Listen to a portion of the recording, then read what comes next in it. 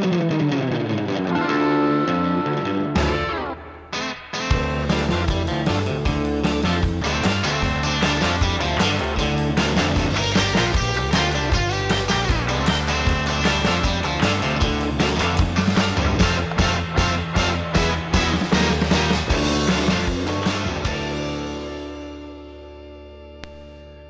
welcome to Practical Spirituality here in Asia Torn, the old city of Jerusalem, overlooking the Western Wall. Why do bad things happen to good people? There was once a great Rebbe who, whenever there was an evil decree upon a particular town, his town, he would always go upstairs in his meditations and nullify the decree. And so they got really nervous when he got older because he was no longer going to be alive to do the job, and there was some pretty evil, rulers at the time who would make decrees against the Jews of this area. So, on his deathbed, some of the elders came to him and said, "What are we going to do without you when there will be evil decrees?" And he said the following famous line is a holy man is greater in his death than in his life. A holy man is greater in his death than in his life. And so what is that supposed to mean? What it means is that he can get more accomplished. Right here's a perfect spot. Can you get your feet off that chair, please? Thank you very much. You're definitely not 37. A holy man can decree more upstairs in his death than he could take care of while alive in this world. So that was assuring or reassuring, and they went on, and he passed away, and then there was a decree against the Jews soon after. And guess what? The decree was fulfilled. And they were all wondering, like, what's up with that? What happened to the tzaddik? What happened to the holy man taking care of us from the other side? And so another decree came, it was also fulfilled. A third decree came. Fulfilled. The Jews are now starting to seriously suffer, and they don't understand. So what did they do? They went to the next holiest man in the community, who wasn't on the level of being able to nullify decrees. They went to the next holiest man, and they said to him, "Can you go up in a lesser capacity, which is to do what's called a dream quest?" And a dream quest is where you do certain trips to the mikveh and certain names of God and everything, and then you write a little note of what it is you want to know, and from whom you would like to speak to it, to get the information. And then you put the little note under your pillow, you finish your names of God meditation, and then you lay down to sleep. When you're asleep, you get to go on a little journey to the next world and do your interview with whoever it is you'd like to interview on the other side. That's called a dream quest. And so he agreed to do a dream quest. He took his mikvahs and he did the names of God, and he went to sleep, and he had one question of the holy man of that area, and he said, "What is the deal with the decrees? Why are they not getting nullified?" And so what did he say? The holy man on the other side said that when I lived in this world, I saw them as evil. And now that I'm in the world of truth, I see that they are good.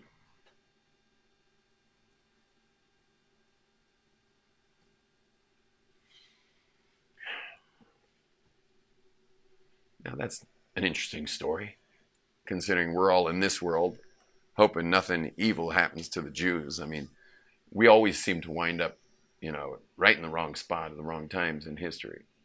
We can't seem to do anything right. And once again, it's just fascinating to have watched it happen. But the observant Jewry has become enemy number one all over again by Western Civ, which owes its very, fabric of reality to us. But for some reason, they've turned on us again. And in this time, it's in extreme liberalism, where they'd like to say everyone's the same, while the Jewish people, at least the ones who keep Torah, are still holding that there's binary reality. The tree was they ate the fruit of good and evil. That means there's good and there's evil. And we're sorry, there's boy and girl. There's not everyone's the same. Not everything's the same, and there's wrong and right, and there's a moral code, and there's, and so you have to understand that pits us as the enemy.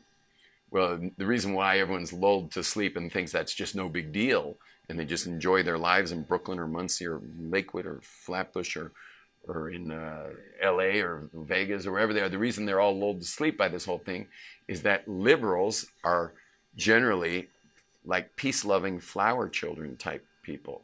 So they're like, okay, look at the guys are girls and the girls are guys, and but peace now, and everyone's peacing out, and so what do we have to worry about? And the answer is that more people than were killed by the Holocaust in the last 100 years were killed by liberals in the communist era under Stalin, and they when things start turning into law and the power structure shifts in their favor, the things get much more bloody than any conservatives would ever make it, because these people love idealism, and idealism is sometimes able to trump traditionalism, and traditionalists are going to be more conservative in their approach to things they don't like, whereas idealists can get caught up easily in feverish behavior, and very dangerous for us, and definitely not a good time to be asleep right now. You want to be very awake right now. So that's a difficult story, this story about how evil is good, because it certainly takes away our question, because the question of the day is, why do bad things happen to good people? And the answer is, they're not bad. And I can prove that to you right now. I'll prove it to you right now. Okay, raise your hand if you ever went through a difficult time, like things were not going the way you wanted them to. Raise your hand. Okay, keep your hands up. Come on, keep your hands up. If not only you were going through a bad time, but you were doing everything you could to get out of that bad time. Why are you two the only people not with their hands up? Everything's gone perfect for you two? So participate, please. Our hands are still up. Okay? That you try to do a lot of things to get out of that. You do anything to get out of that. Okay? Keep your hands up. If obviously, you either succeed or failed at getting out of that situation, but eventually time went on and that's over now. But raise your hand if you grew as a human being to become who you are sitting in this room right now as a result of what you went through. Keep your hands up. Okay? Keep your hands up if you would not trade what happened if you also had to trade who you became.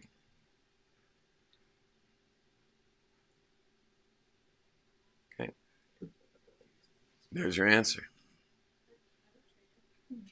Now, there's always one or two. There's always one or two people who would trade it. And those one or two people who would trade it, like they trade who they develop themselves into being if they didn't have to go through what they went through. Even that comes with its own caveat, because one is how much time's gone by. Could be they don't have the perspective yet. How much time's gone by since that thing you'd rather not have had happen, even if it meant giving up who you became. So it's not very much time, number one. Okay? Year and a half's nothing in perspective of going through a difficult thing. Raise your hand if it took more than a year and a half to figure it out. Yeah, everybody. Okay? So a year and a half is a very short time. And then the other thing is that we may have not grown from it. We may just be injured, and we're walking around injured. And if we are walking around injured, then we've got other questions we have to ask ourselves: is how does walking around injured serve me? What do I get out? You always have to ask as a human being, what am I getting out of this? And sometimes injured is profitable. Just go to the handicap services. Go to handicap services, you'll find injury profitable. Why? Because you're standing in line with all these people. Everyone's coming with the hospital papers to prove the liability that they're in, so they can get the government funds. which are profitable. But of course, you'd ask any of those people in the line, would they rather have the funds or would they rather have their health? Which one? They'd all rather have their health. But you will see that there's certain people in that line who have their health, but they're really just trying to get some funds. And so they're trying to get a card that says handicapped on it. When, and they may succeed. They may have the papers that will help them succeed. It could be the Bituach Leumi of Israel smells the skunk and says, okay, let me give you a few hoops to jump through before you'll get that card. Because, not that easy. And they may even jump through those hoops. Call me handicapped, please. But we all have to know that our stories serve us, meaning our handicap serves us, our injury serves us. And it's also very important to note that every single one of us has played that game, because there's something called teenagers. And you were once one. And part of being a teenager is playing the poor me card. Playing the poor me card, it's a pretty good card when you're a teenager. Now, it could be a good card when you're older than a teenager, but the problem is your mind starts maturing and you start to realize this just ain't worth it. Like why would I play poor me when I'm really someone special and could have an amazing life? Like, poor me ain't worth it. But you meet people who poor me's worth it all the way through all the years. There are poor me people that you probably, when you were a kid, growing up in your community, especially if you were raised in a more black hat community, there were the poor me people. And have you noticed that it's the same people now? Now that you're an adult, they look older now. But there they are, the same exact people. So they've been doing poor me for years now. And by the way, the only way they can get the help they need is by telling their poor me story. And so you might want to be careful the stories you tell. Because if you do want to move on in life, so it's worth checking out the stories you're telling. Because those stories may serve you in the moment, but they're not serving you in the long run. And you want to make sure the stories you're telling are exciting and amazing and, kind of inviting opportunity and greatness, and great people into your life.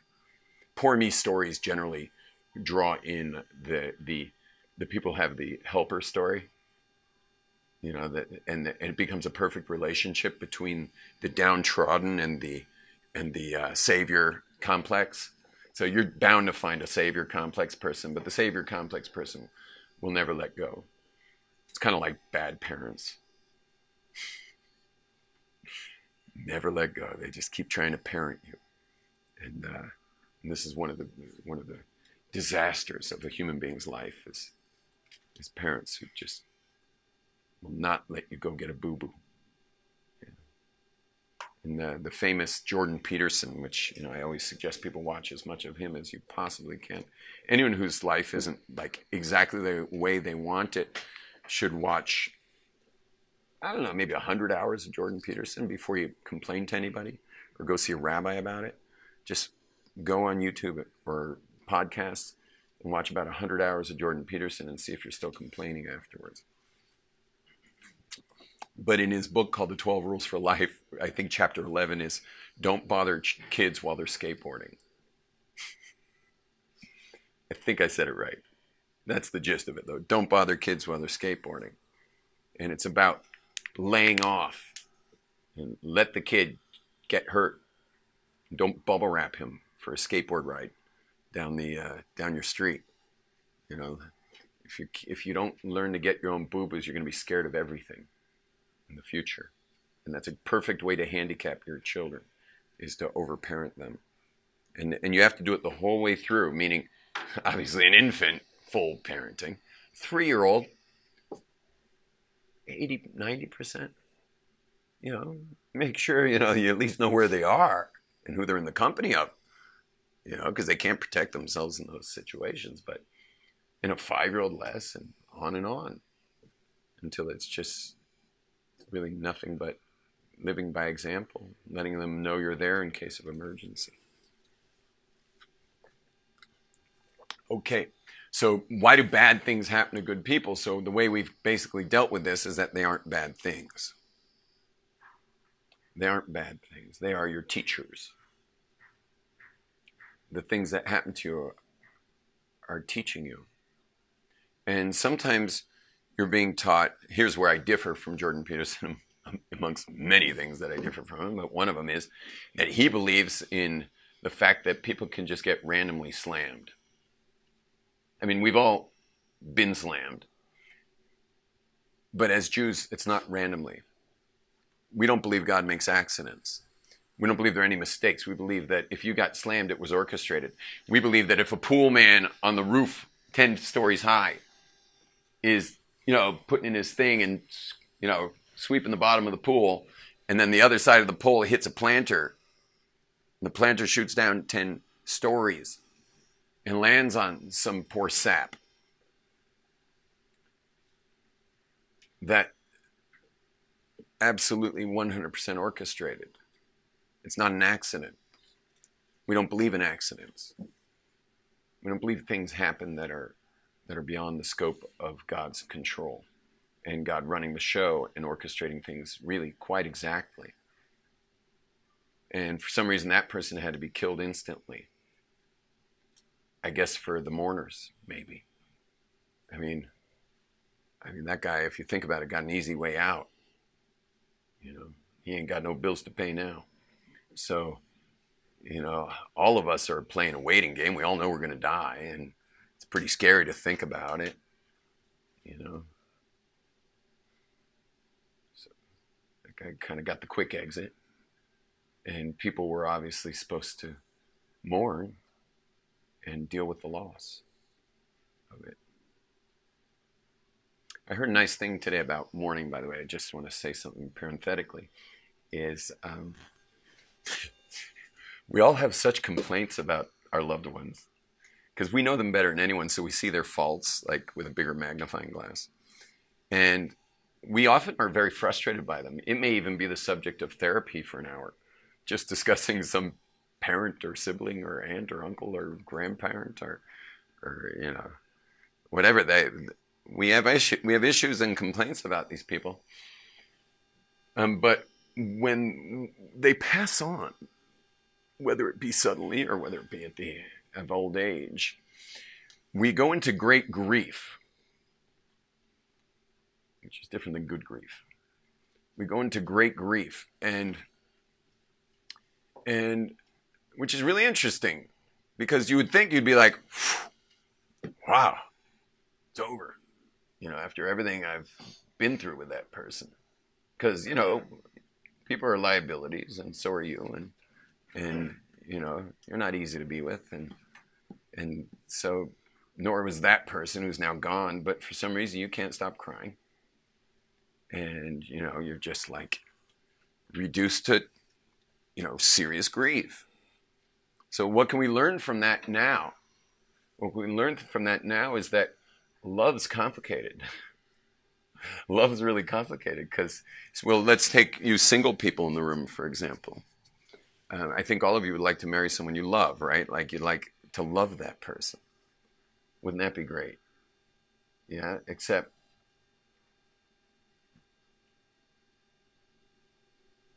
you're probably also thinking that everything's pretty good on paper with the person you'd marry.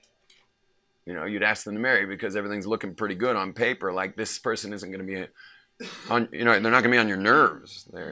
That's why I'm marrying them, is because like everything looks pretty good. This isn't someone I'm going to go to therapy and discuss. Right. But then if we think about mourning a loved one who we had a lot of gripes about, and we mourn so intensely over those people, that love has nothing to do with your Santa Claus wish list for a spouse. Meaning you got to get off Santa's lap when it comes to your understanding of love. There's something much deeper going on when it comes to loving somebody. It's super complex stuff, love, and it doesn't have to do with everything being fine between you. I know people who had real big issues with pretty bad parents, And then the parents passed, and they were just went down a whirlpool of grief, deep, deep mourning. It just didn't make a lot of sense. It just shows you that love's quite complicated. Okay, parentheses over. Close parentheses, Siri. Did I just say Siri? It's okay. We have to be very careful at the Shabbos table not to say Alexa. You know, it'd be a good dirty trick for someone you don't like is change their Alexa account to be Shabbos. You know, on Shabbos. So every time they say good Shabbos, Alexa's like, "Can I help you?" That'd be a bad trick. Okay, so basically the bottom line is that bad is not bad. But wait a second. What kind of crazy thing to say is that? Anyone start their day hoping everything goes bad? So this is like, we have to take it a step further here, because nobody starts their day saying, "Oh, gee, I really want to grow through a bad day." Right? Nobody wants for things to go bad. David and Miller asked for a test. That's a little different. But it maybe is similar. Maybe we can learn something from that. Well, the one thing we learn from that is don't ask for a test, because then God will send you something you can't pass. But we don't want a bad day, but we learn from our bad days. How are we supposed to take care of it? How are we supposed to deal with that? Meaning, who you become is from the tough stuff you went through, yet you'll pray every day not to go through anything tough. You pray Rosh Hashanah for Shana Tova, not a Shana Ra. Right? You're praying for a good year, but a good year is exactly how you most likely wouldn't grow. Been seeing? Yes. Well, I don't think God, from my experience, needs to send you challenging experiences when you take the lessons that He sent you. So it's only to get you to a place of openness, of His interaction with everything. I like the way Ben Zion talks.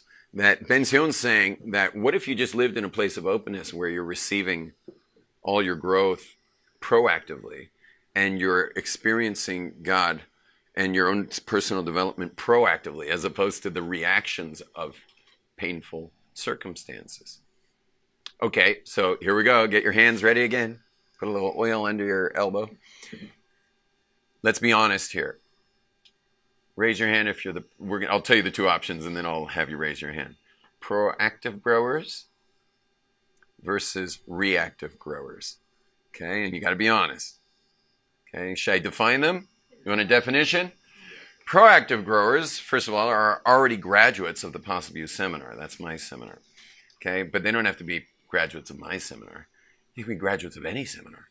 But you put yourself in the line of fire of someone playing God for a week, who's going to put you through living hell so that you grow. Yeah, they're gonna make you. They're gonna hold a mirror up like that to your face, and you're just gonna be so darn uncomfortable that you're gonna pop like a piece of popcorn. Yeah, and you're gonna just be fluffy and light for quite some time afterwards. But that's proactive growers pay good money and spend good time and put themselves in the line of fire of people who can take them to the next level. They don't need to go through negative things. They create the situations of growth in their lives. I'm not saying they do this daily, but at least a couple times a year they show up at something that's going to like really push their buttons and get them growing. You know, put themselves in the line of fire of a personal growth trainer. You know, one way or another. Or hiring a life coach is proactive. Like, not the nice life coaches. I'm talking about the ones that are going to be ruthless, and they're not going to honor you.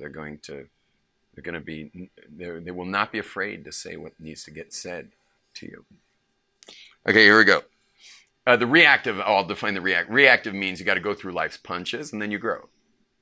Okay, those are the two options. Raise your hand if you're the proactive grower. Okay. Realize if your hand's up, you got to tell me what program you went to in the last year. Okay, so if you didn't go to something the last year, then your hand's back down.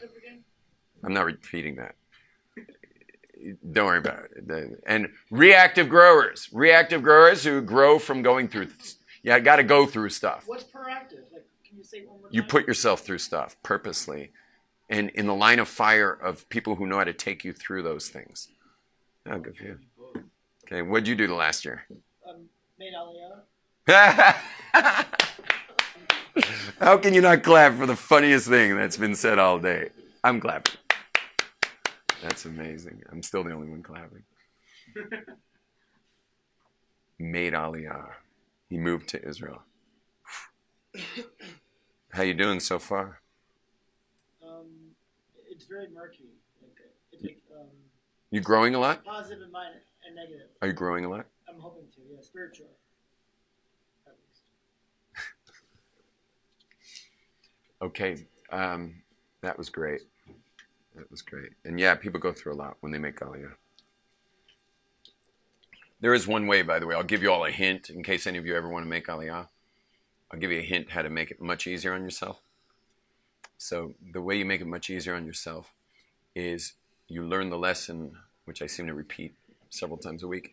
You learn the lesson from Joshua and Caleb from the Torah in the portion of the Torah that talks about the spies that came to Israel to do a reconnaissance mission.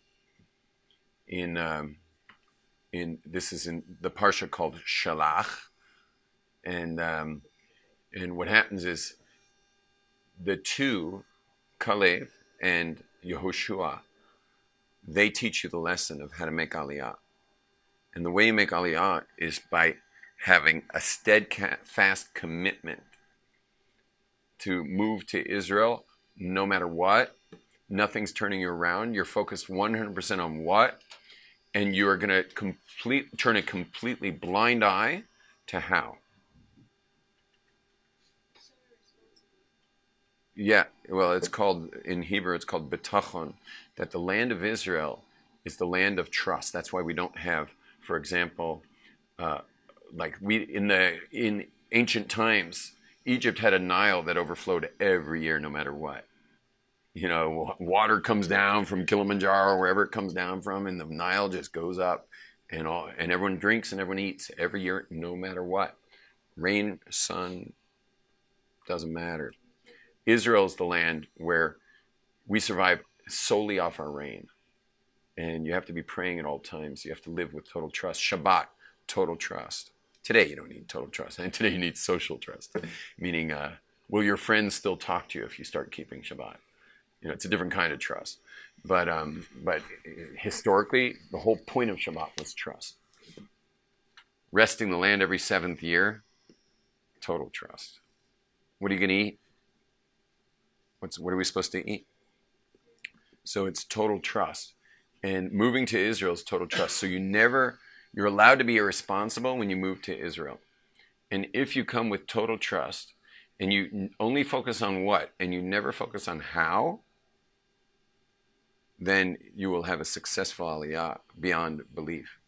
But if you ever look at how, which is what the 10 spies who came to Israel saw, they saw the how and they saw, well, that's not going to be so easy, is it?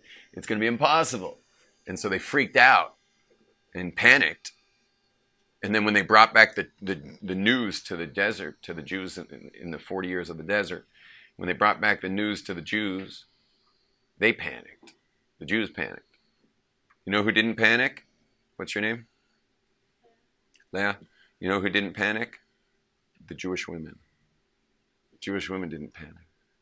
They were with Caleb and Yeshua, like Caleb and Yeshua. Did you notice how Caleb and Yeshua's response was? Do you remember what their response was? Meaning the spies give a long list of like every reason why we cannot conquer this land. You know what Caleb and Yeshua's answer was? No, close. Eretz Tova Ma'od Hi. It's a wonderful place. Now you can imagine Moses, like he's got these 10 spies giving like they've got like a 40-page document on what's wrong with, you know, us conquering the land, like why it's not going to go. And then they're like, and what do you two have to say for yourselves? And they're just like, they open up their manila folder and they're like, awesome place. You ever thought about that? Like, it just doesn't make any sense. You know, and then later they pipe in again and they give over the Obama, like, yes, we can. You know, they go for the Obama campaign. Yes, we can. Like, no other detail of how we're going to get this done. But they did give this, like, we can do this, you know. And just no details. You imagine Moses looking at them going like, you don't want to address some of the issues here? But Moses, of course, doesn't say that to him because Moses himself didn't want to send the spies because Moses is on the side of Joshua and Caleb because when you move to Israel, you pay no attention to how. All you stay focused on is what. And I'll tell you another secret to life. That doesn't just go to moving to Israel. That goes to everything in life. That if you're committed to what, how works out every time. If you're committed to what, how works out every time. All you hownicks sitting in your chairs right now, I suggest you convert immediately to whatnicks. Yeah, you got to convert to whatnicks. It's scary. It's scary. And thank God we're living inside a spiritual world because this is all a digital simulation coming from God. God's actually beaming us into existence. You're in a giant hologram that God is orchestrating at all times. And so God tells us a secret. Focus only on what? I'll deal with how. I'm running the whole system. God's the one pulling all the strings on the other side of the system. So he can handle, he can handle all the hows. Our job's just what? Laser beam focus on what? And if you convert now, you will thank me later. And you also send me WhatsApps with funniest stories ever of how things worked out. Because you became a whatnik. You stopped being a hownick. And you'll just send funny stories because that's what I get all day. Is I get these amazing feedback stories of what happened when they started becoming whatnicks. And they just started focusing on what. And I'll tell you something else about being a whatnik, which is really funny, especially for some of you young people who ain't got no dough, is that never let money get in the way of what you want to do. Never let money get in the way of what you want to do. Because some of you are thinking, okay, I'll be a whatnik, but still need money. I mean, you need money for the how. If you find yourself in a situation where you still need money for how, it's because you still have not laser beamed yourself on the what. Which is okay, you know, get laser beamed more, get more focused on what. There's obviously something coming up for you that's messing up the laser beam. Not every laser beam is perfect, you know. It's like it's mostly lasered, but it's not all the way lasered. And what's the proof? Is that you can't get yourself to pull the trigger on the what because you're scared about the how financially. That's not logic. You need money. Yeah, and the way and I just gave you the biggest secret to having lots of money. You know what it is? No, I just gave you the biggest secret. Maybe you weren't paying attention. Look at the what. But Yeah. It doesn't make any sense. It doesn't make sense. How do you look at the what if you can't do it? Let's see if you're saying for someone to move to Israel. You come to Israel, you have no place to live, you have no job, you're going to die homeless.